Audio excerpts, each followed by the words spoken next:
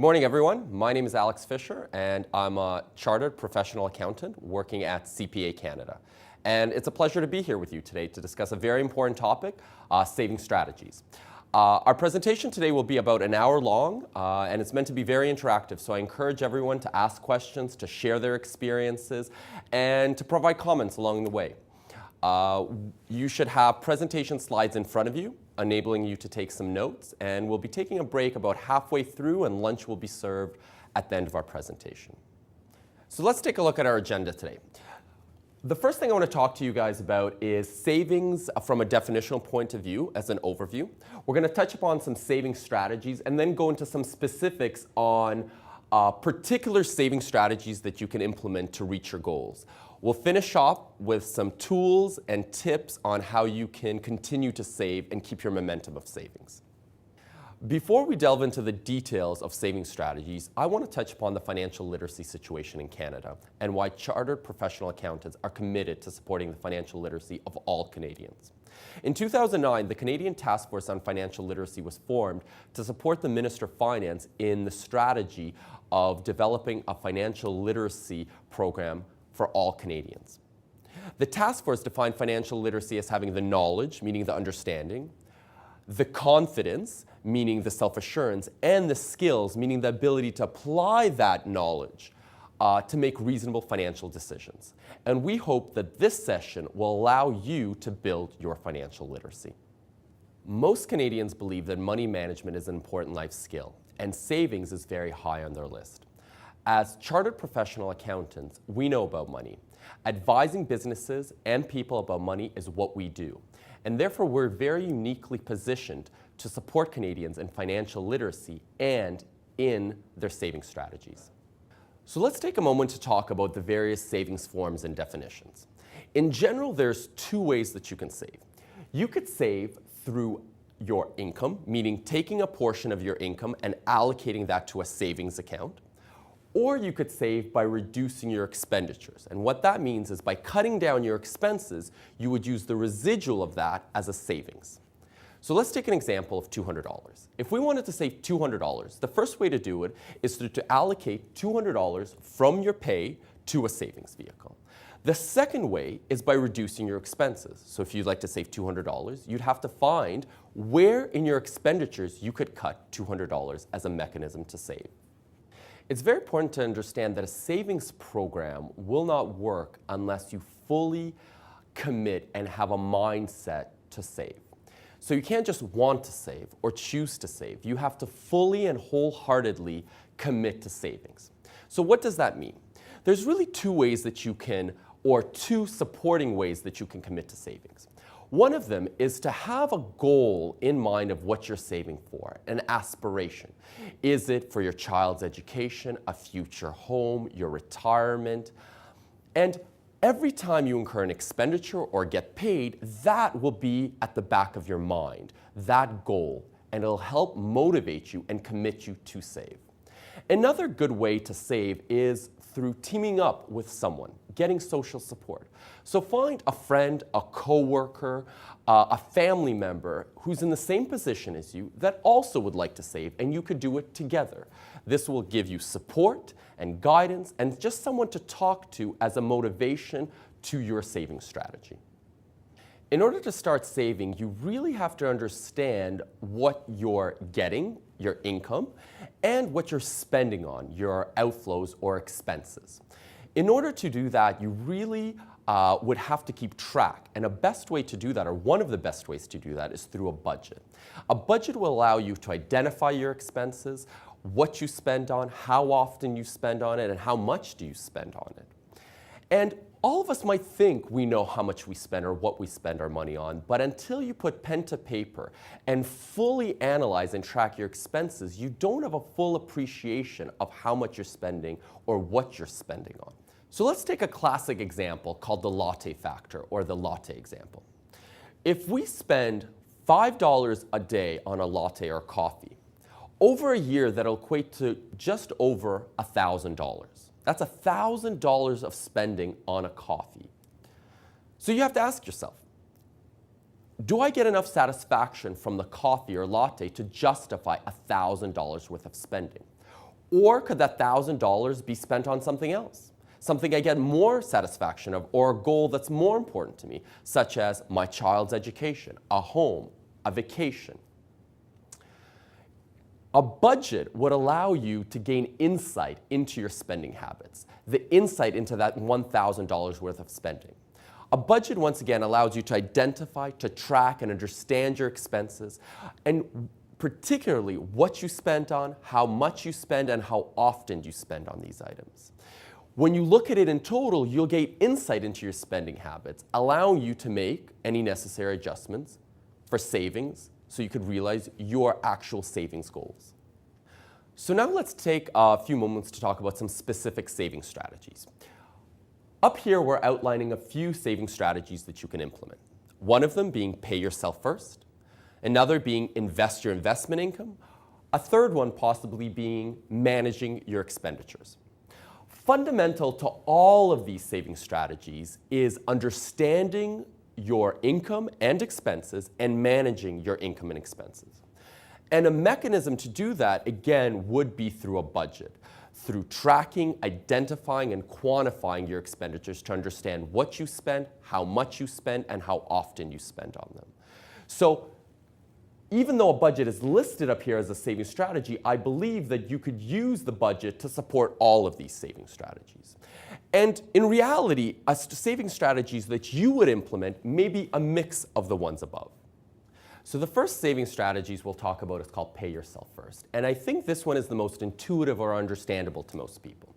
And what this means is taking a chunk or a portion of the income that you get and allocating it to a savings account or investment vehicle. So for example, if you get paid $1,000, you would take $100 of that and save it into a particular account, be it a tax-free savings account, a retirement savings account, or another investment vehicle.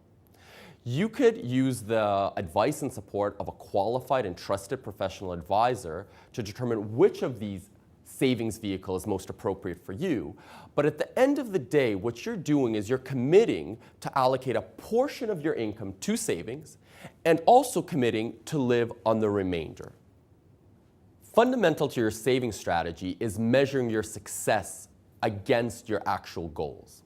So if we take the example of pay yourself first, one of the ways you can measure your success is by looking at your savings rate versus your targeted goal to save.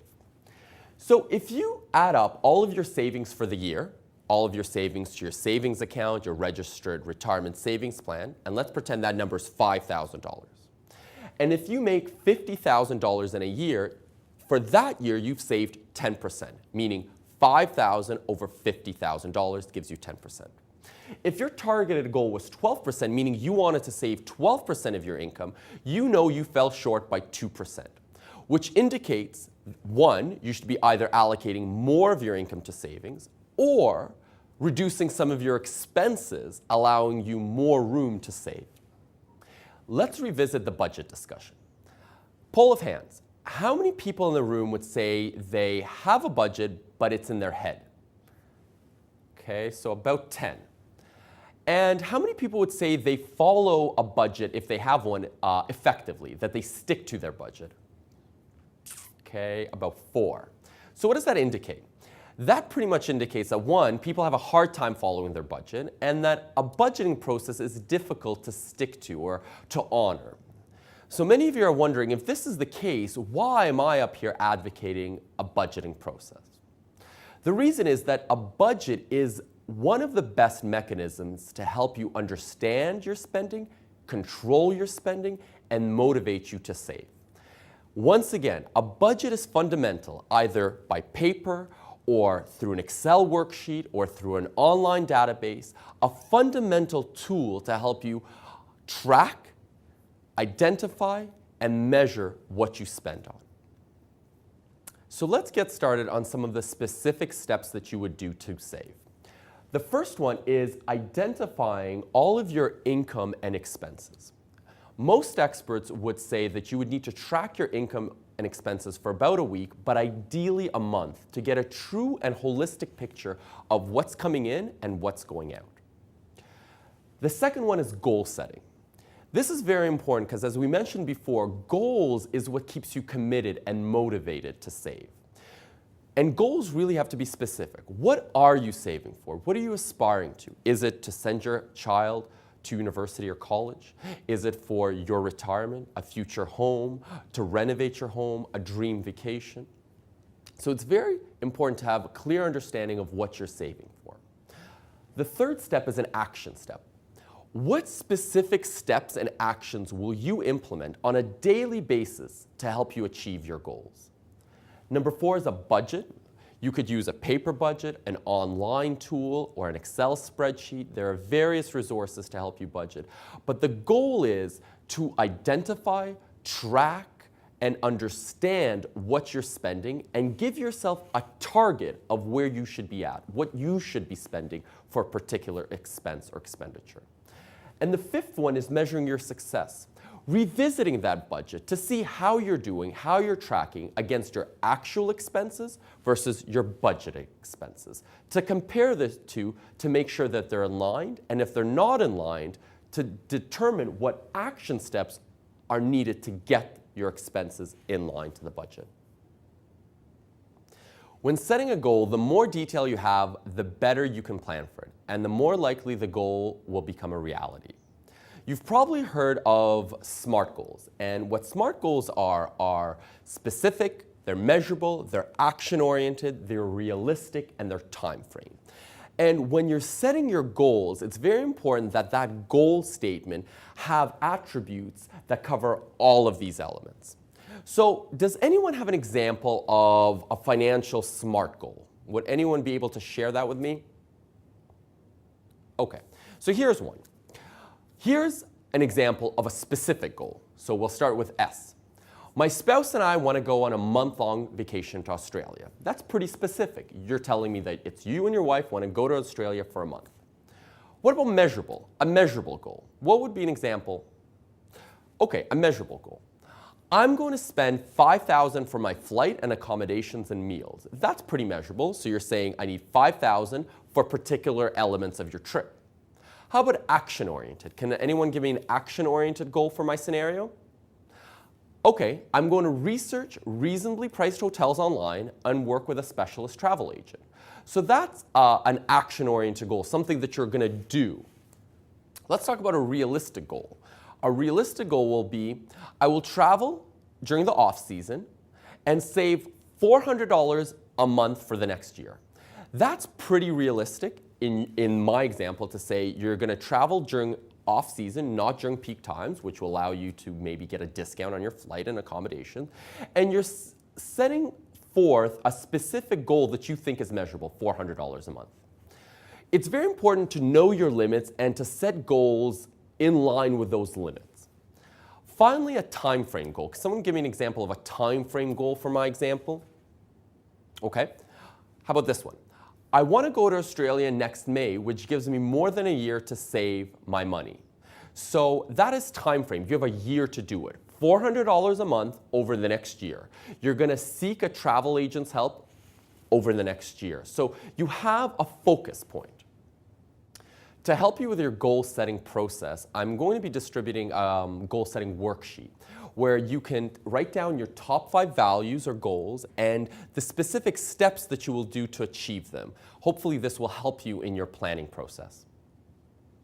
To get you started on your budgeting process, I want to go through some categories or steps that you should consider. If you're doing an online budget, meaning through one of the online resources, these categories or buckets will be automatically populated for you and you just have to fill in the numbers. If you're doing one manually on paper or Excel, here are a few categories you should consider. The first one, fixed expenses, variable expenses is second, discretionary is third, and periodic is fourth. Fixed expenses are ones that typically don't fluctuate month to month. So they would include mortgage payments, car payments. Variable expenses are ones that do fluctuate either on a daily, weekly, or monthly basis and include food or gas. Discretionary expenses are ones that are nice to have. They are your wants, so entertainment, going out, movies. And periodic expenses are ones that you incur infrequently or in pockets of the year. So summer camp, anniversary gift, birthday gifts. So in creating your budget, it's very important to consider these categories and then consider what type of expenses do you have that are fixed, variable, discretionary, or periodic. Put a number of what you think you should be spending for that category expense, and then using the tracking of expenses that you've already done, populate what you're actually spending for that category expense and compare.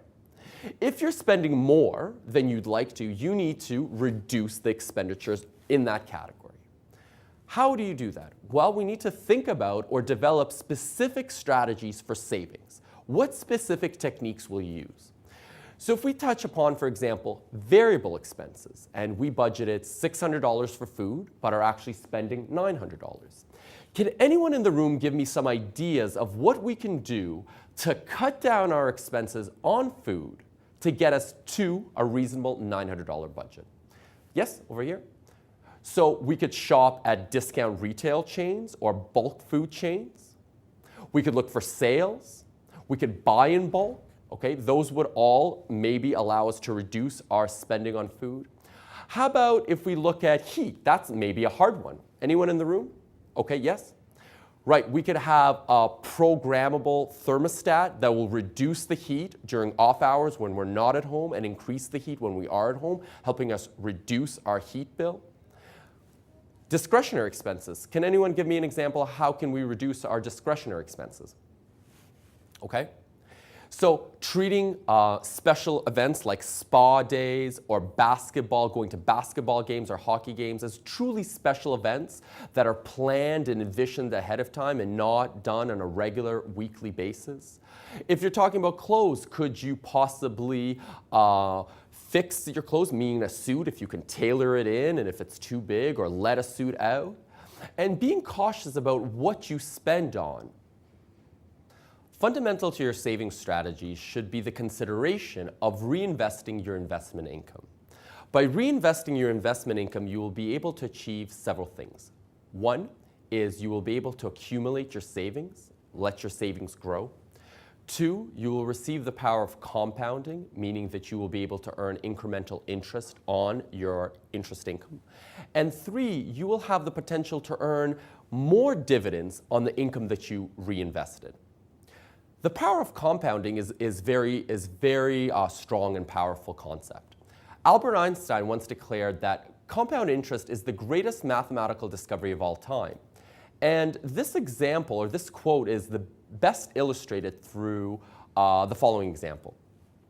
If you give me a penny a day on the first day and double your payments every day for a month, meaning you give me a penny on the first day, 2 pennies on the second day, 4 pennies on the third day.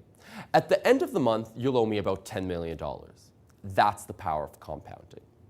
So reinvesting your investment income should be a fundamental consideration in your saving strategy. One of the investment vehicles you can use to reinvest your investment income is called a dividend reinvestment plan. This investment vehicle removes the temptation for you to use your investment income by automatically reinvesting your income into new shares of that investment base. You should probably speak to a financial advisor that is qualified and that you trust to determine if a dividend reinvestment plan is right for you. Fundamental to your saving strategy should be a focus on managing expenses. Managing expenses is fundamental and will help you achieve your savings goals much faster than in any other strategy in isolation. Living within your means is a premise within managing your expenses, differentiating between needs and wants, what you must have versus what you need to have. Another fundamental premise to expenditure management is to avoid buying on credit, for example, on credit cards. Credit cards can be used appropriately to facilitate payment, but you also run the risk of accumulating high balances on your credit card through purchasing on credit. It avoids the immediate impact of having to pay. One of the tactics to avoid buying on credit is to either pay with debit cards or cash. Both of those tools are more impactful and make you or force you to think about your spending in a much more timely and conscious manner. in managing your expenses, it's critical to consider the major types of expenses, and we've broken them down into 3 buckets: major capital expenditures, day-to-day expenditures, and hidden expenditures.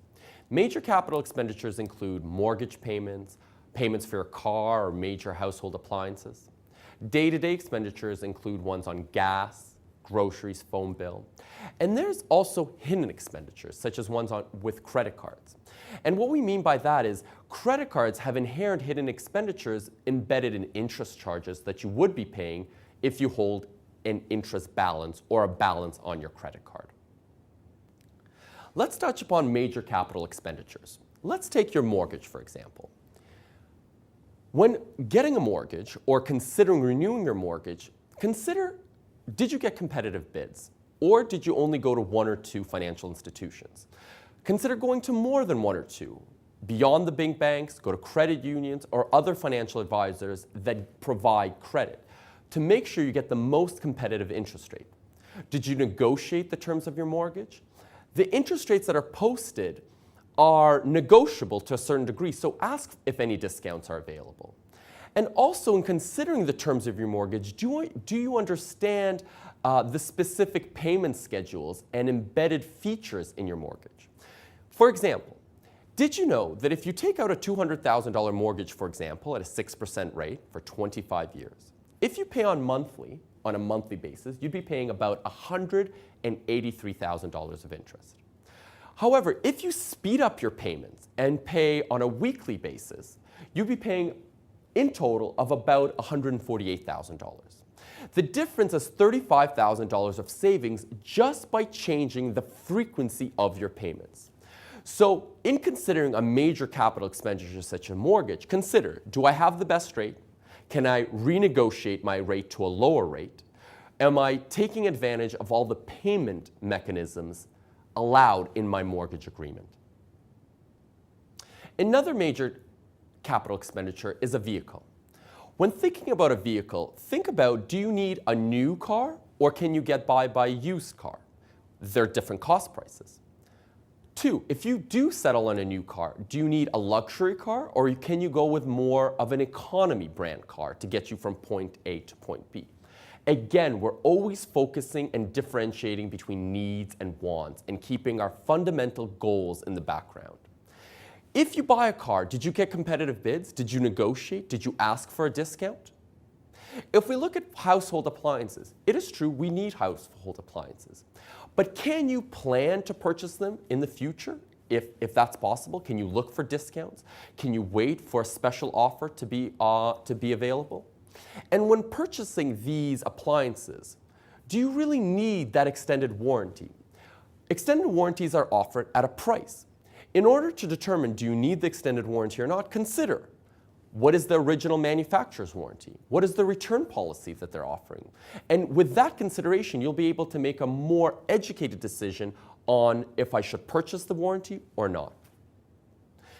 Think about education as another major capital expenditure. If you're planning for your child's education as a major goal to pay for your child's education, consider opening a registered education savings plan. You can open this account through most financial institutions, and the benefit of this account is that the Government of Canada will match your contribution by 20% up to a maximum of $500 per year. So for example, if you contribute $1,000, the Government of Canada will match it by 20% and they will contribute $200 to your child's education. Are there any other considerations of how we can finance education? Yes. OSEP, that is true. If you live in Ontario, the Government of Ontario offers an OSEP program to students. It's a student loan program. Anyone else? Yes? That's right. If you live in Alberta, the Alberta government offers Alberta Student Aid. So there are different aid programs available for education that you can apply for, in addition to bursaries and other grants given by the educational institution themselves. In managing your expenses, it's important to consider not only the major expenditures, but also the day-to-day expenditures. So can I get a show of hands or some participation on agreement of how we can save money on a day-to-day basis? So I've put some points out there. Food purchases. Any idea on how we can save on food purchases? Yes. Right. Buy at discount retailers and maybe buy in bulk and look for sales. Okay, those are good. Household operating expenses. How can we save on those? Yes. All right, that's another one that we mentioned before. Probably installing a thermostat to reduce the heat, an automatic thermostat to reduce the heat during off hours and to bring it back up during when you're at home. That will reduce your household utility bill. Transportation. You could use public transportation, TTC, because the cost of a car is very expensive. You have to consider parking. You have to consider gas and insurance. So if possible, use the TTC. What does it mean where you make your purchases? Anyone have a thought on that? That's right. So if you go to very trendy malls that are in very trendy locations, they probably have high rent. And if they have high rent, they probably also charge high prices. So consider the location where you shop. Maybe go to outlet malls or suburban malls. Clothing. Can someone give me an idea for clothing, how we can save money?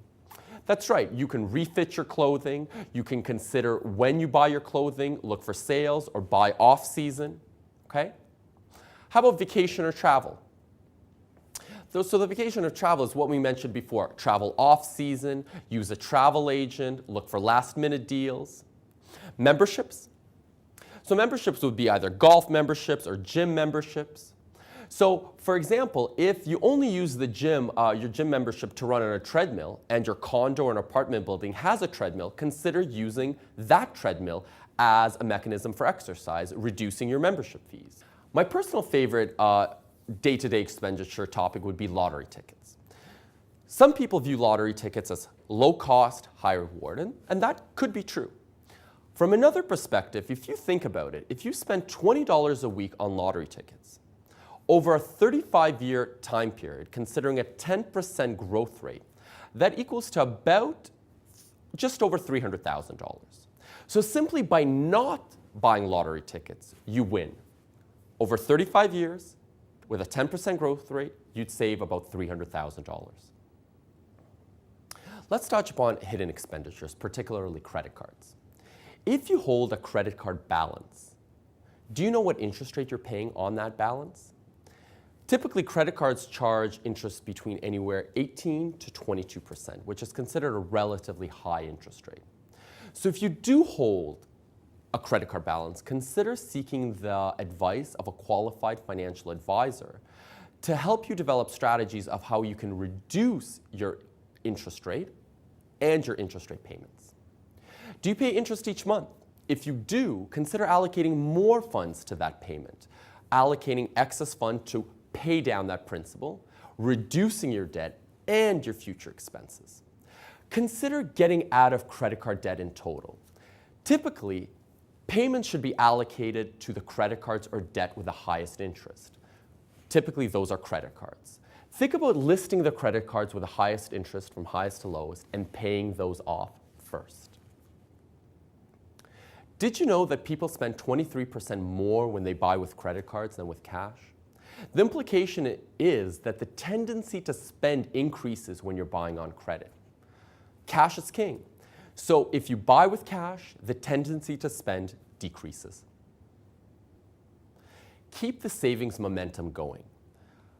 Consider what you're saving for. Reflect on your goals, your aspirations. Continue with your budget. Track and monitor expenses. Stay true to that budget. Identify, track, and understand what you're spending on.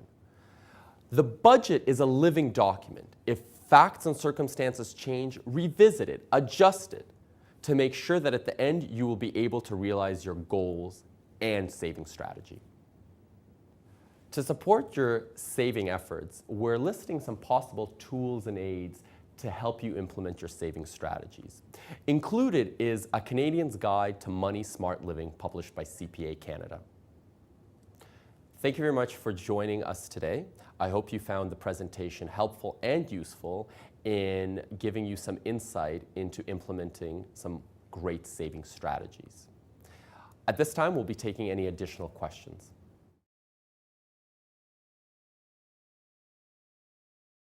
At this time, I'd like to refer everyone to our disclaimer slide and ask that everyone take a few minutes to read and understand the slide. If you have any questions, please let me know and I'd be happy to answer them.